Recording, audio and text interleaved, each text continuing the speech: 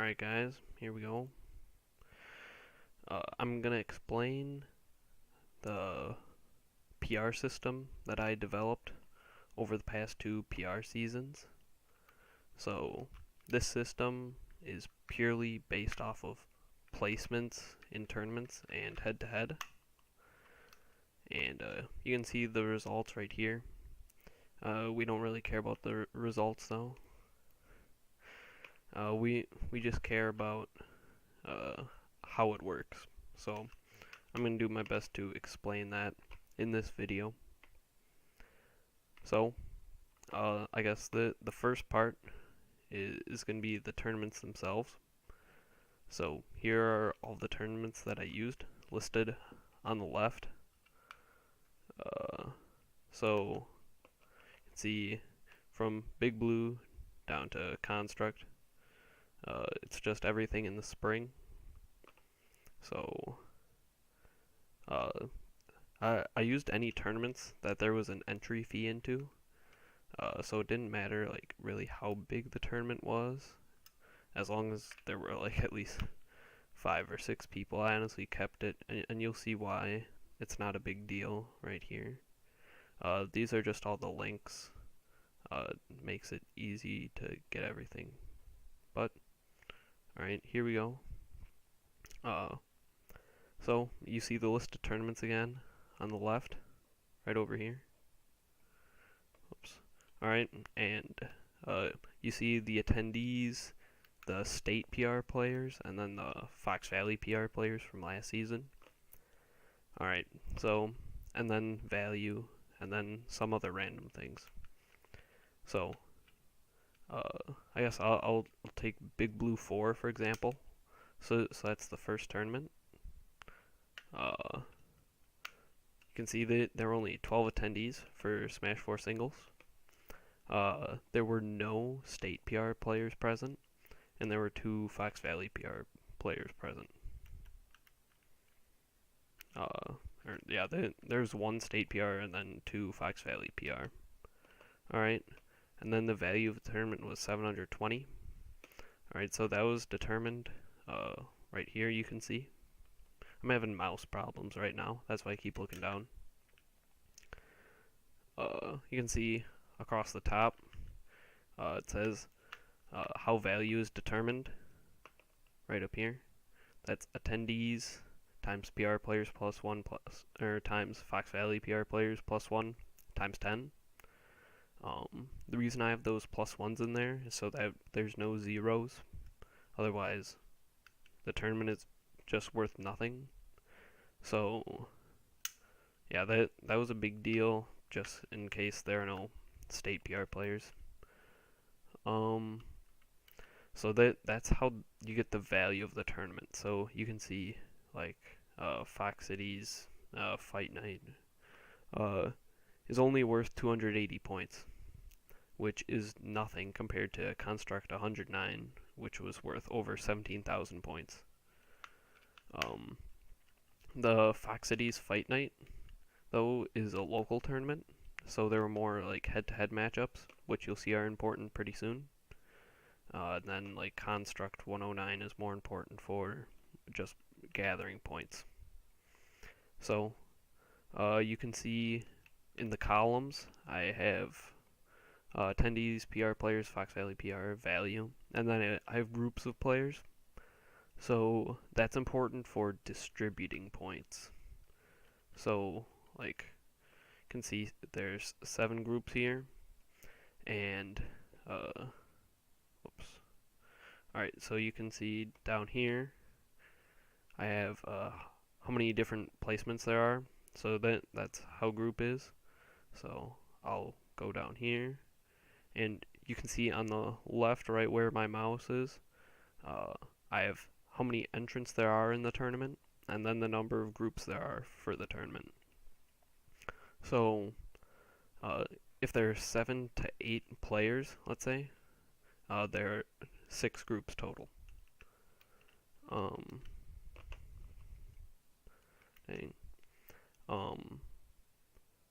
So that means that like one group would be the person that takes first, the person that takes second, the person that takes third, person that takes fourth.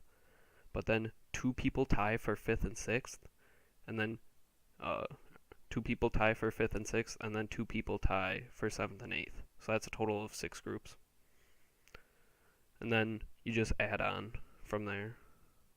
So then you can see down here, I have the point distribution. So, dang, my mouse is like dead. Hold on, I'll be right back. Alright, I'm back. So you can see on the left, as I was talking about, the number of groups, then the placement of the player, then what percent of the points they get. So you can see if we're going to take the 8-man tournament, for example, that's all of these boxes right here. So first place would get 35% of the total points. So if we would go up, take 30% and dot dot dot. Quick maths, 35%. Alright, and then you do that for each placement. So it gets a little funny because like 35% plus 25%, that would be 60%, then 80%, and then 90%, and then 95 you'd think. But 5th and 6th both get 5%, so you gotta multiply that by 2. And then you get 10 from that, so then it adds up to 100% right here.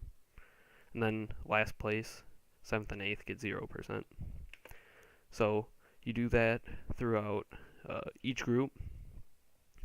Most of the numbers are pretty arbitrary. I just came up with them. That's the only thing I'm not happy about this system with, pretty much. It's just, like, these are all arbitrary numbers right here.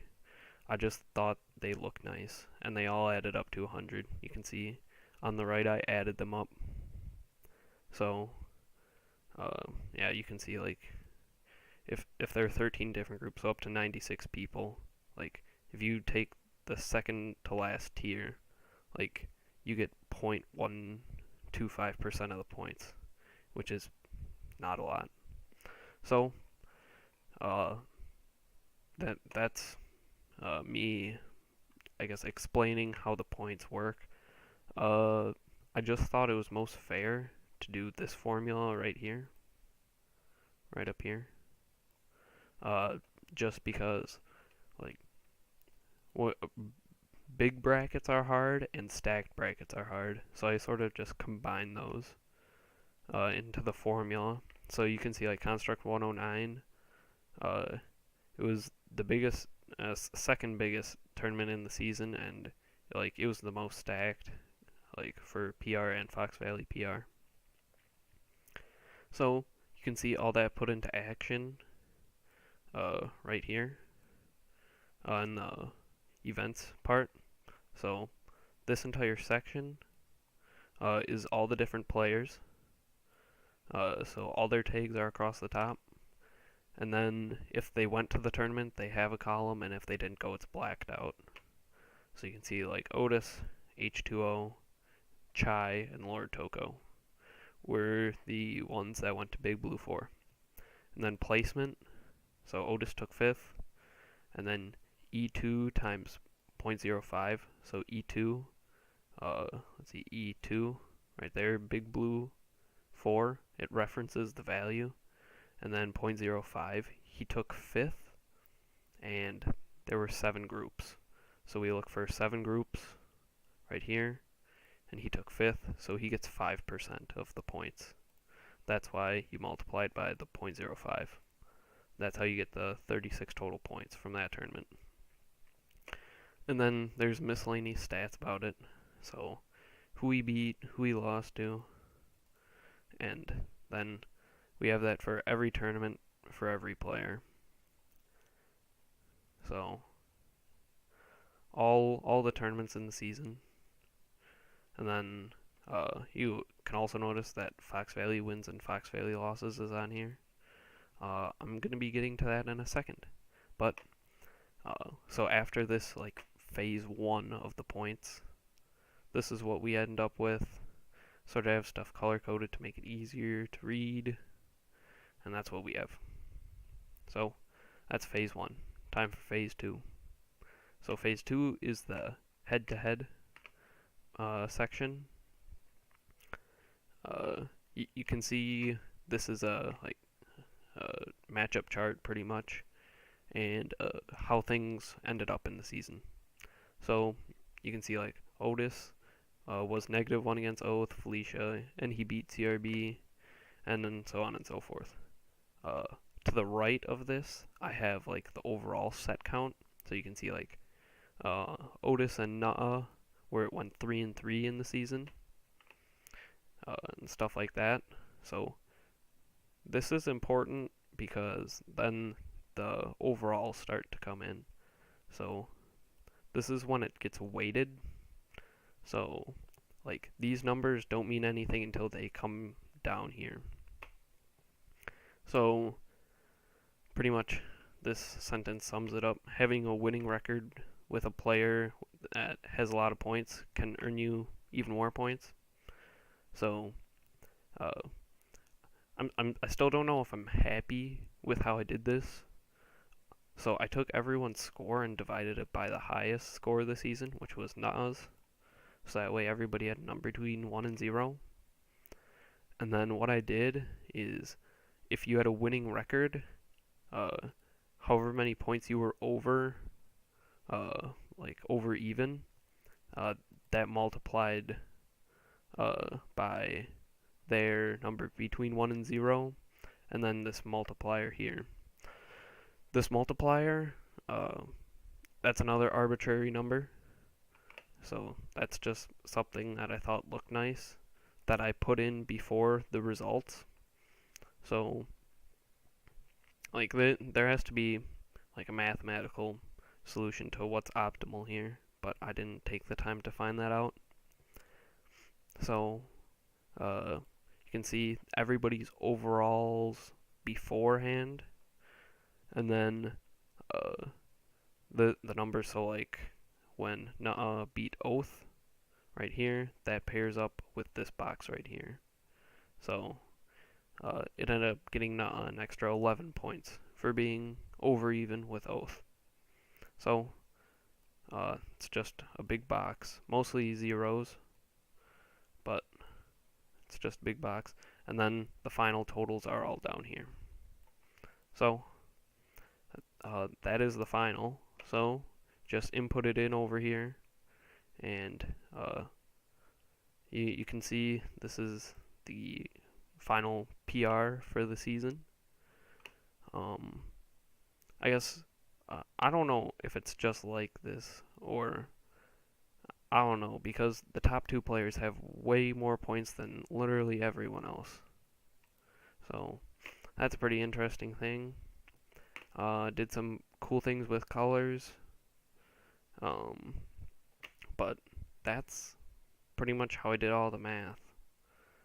So any questions, put in the comment section, because I'm more than happy to talk about Google Sheets with anybody. Alright, well, I guess we'll see what happens. Thanks for watching. See ya.